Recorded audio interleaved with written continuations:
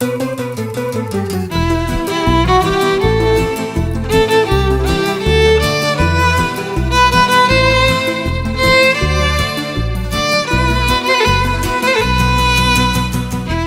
I'm Julia Fisher. Welcome to this week's edition of The Olive Tree and another story about life in Israel and the West Bank for believers in Jesus who live there.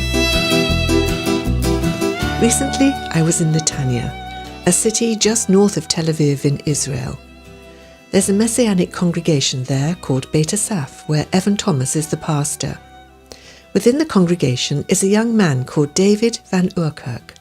He was born in Holland and moved with his family to Israel when David was 13 years old. I began by asking him how he adapted to Israeli life. Yes, it was very, very challenging because I came to Israel with the mindset that people were going to be very open, first of all, about faith, about Jesus. Because coming from Holland, I was like, Jesus, he lived in Israel. It must be such a part of the culture. But I wasn't prepared to not only the closed-mindedness towards Jesus, but actually the opposition that was very strongly there. And this was very challenging, especially because myself, I'm a very evangelistic person and I love to be open about my faith and what I believe in. And it was very challenging for me to be there. And the language gap, not even to mention, I didn't speak any Hebrew when I got there, and people didn't really speak English. So I had to learn Hebrew and adapt very quickly. And I got to a point, I think, after a few weeks, realizing that my faith didn't seem to have a place there, that I had to make the choice either to have friends and be accepted and to blend in, or to lie about my beliefs. And this was something that I wasn't willing to compromise in. So this was a very challenging start, but something that built me, I think, as a person and my faith walk too. You are actually part Jewish. Yes, I am. And we only found that out 5 years after living in Israel. Long story short, it turns out that my grandmother, my mother's mother, she was born in Lithuania to Joseph and Elisheva Cohen, and her parents and her were brought in the war to a concentration camp in Germany, and the parents were killed there, and she managed to escape the camp, and she was about 10, 11 years old at the time, and then she was brought to a German convent for nuns, and she was raised there, given a new identity. Because she was blonde, it was easier for her to blend in. And then when she was old enough, she moved to Holland and married my grandfather and never shared a word about her past. So how did it come to light? Well, we went to a funeral a few years ago from distant family, and they told us they knew something and that we should look into it. And the thought never came to us. So we actually started really to look into it. We looked into old diaries from my grandmother that we hadn't gone into before. We looked at phone records, and we did a DNA test. My mother and my brother both did it to compare, and just lots of other stuff. And then the story slowly came to the surface. How did it change your thinking, the thinking of your family? To be honest, not as much, because we always felt a very strong connection with Israel, and it was more like a confirmation to us. You're like, oh yeah, we were just laughing about it. Like, it felt to us like we always knew. David, you finished your education. You're Yeah. now absolutely fluent Hebrew speaker. Yeah. You went to university. Yes. Studied political communications. What was the idea in your mind? Where did you see your future at that time? Well, for me, the future, starting at my university, when I started, I had not recommitted my life to the Lord yet, because in between my high school years and my university, I was just trying to find my own way, and I wasn't walking very closely with the Lord. But then in the middle of the first year, I prayed and I asked God, Lord, what do you have for me? Should I stay in Israel or should I go back to Holland? And then the Lord very clearly spoke to me, and I didn't expect him to answer me. He spoke to me very clearly. I saw Ezekiel 2 verse 3 by the end of my bed, and the letters were very much there, and they were shining very brightly. And I was just in complete shock. I could feel God's presence so strong. And Ezekiel 2 verse 3 reads, Son of man, I'm sending you to the Israelites, to a rebellious nation. They and their ancestors have been in revolt against me until this very day. So this is a very stern word. Yeah, not so much an easy word, but it did very much change my course in life, because a few months after, I recommitted myself to the Lord. And since then on, working more closely with Evan and from our congregation, Beit Asaph also.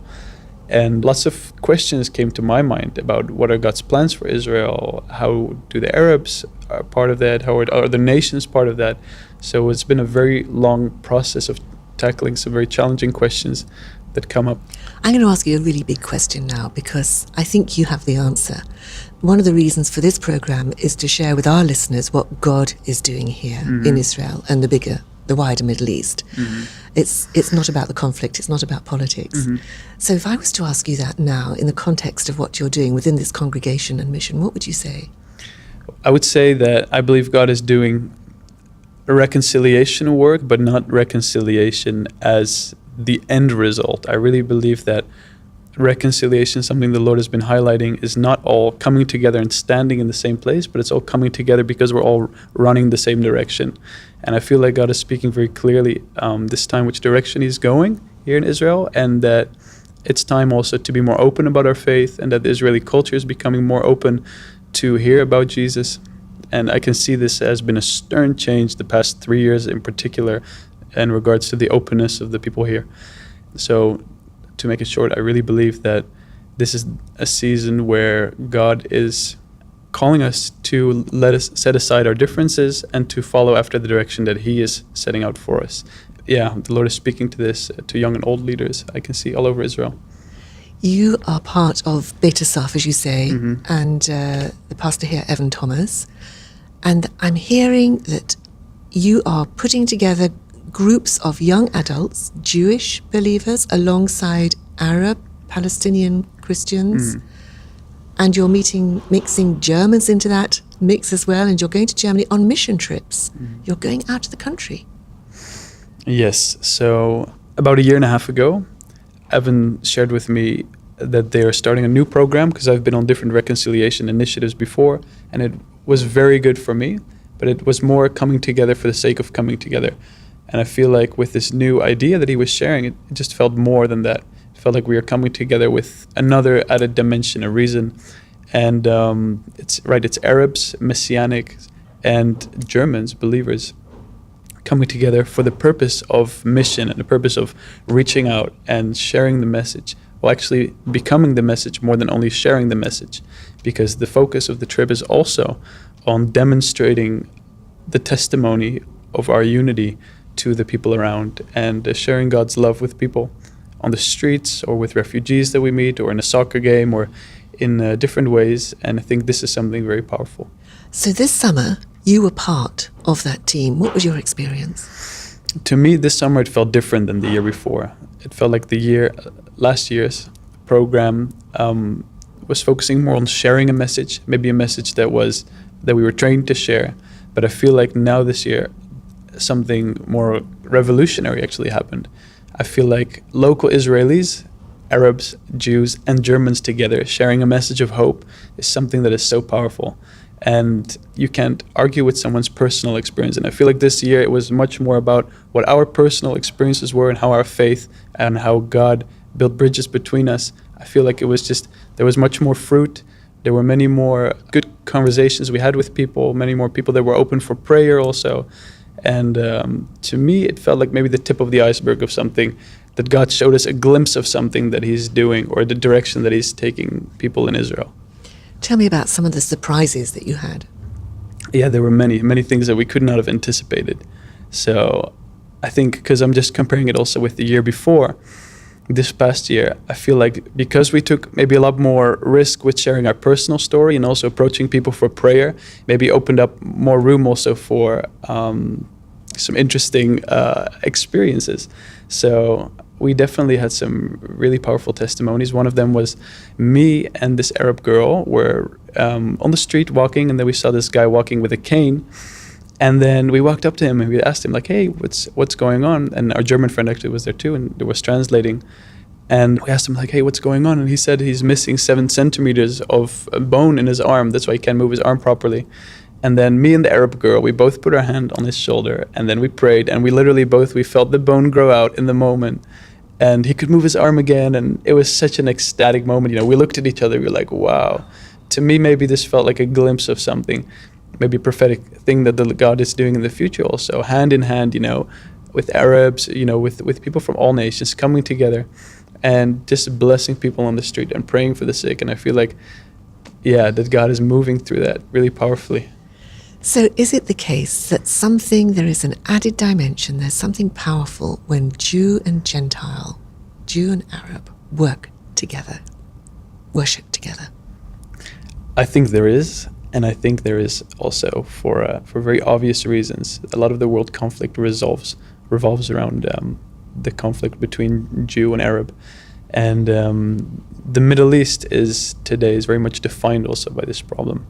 I think when people go against the stream and grassroots, people come up and just share like, hey, it can be a different way, and our faith is actually what builds bridges between us. I think this is a message that has a potential that I think that cannot be underestimated. I think there's a lot of power in walking hand in hand symbolically with people from cultures that we are supposed to be our enemies.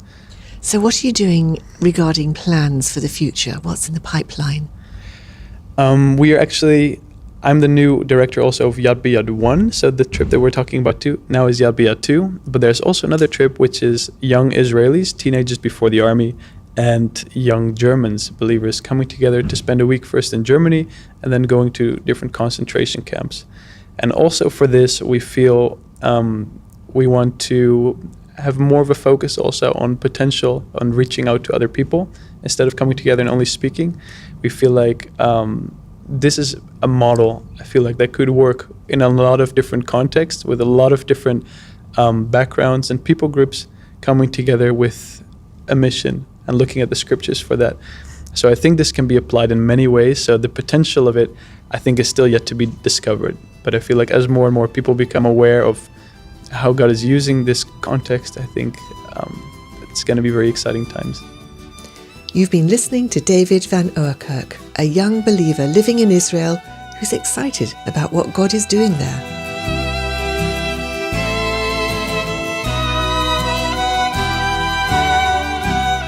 The Olive Tree Reconciliation Fund is a Christian charity based in the UK that supports the needs of both Jewish believers and Arab or Palestinian Christians living in Israel and the wider Middle East.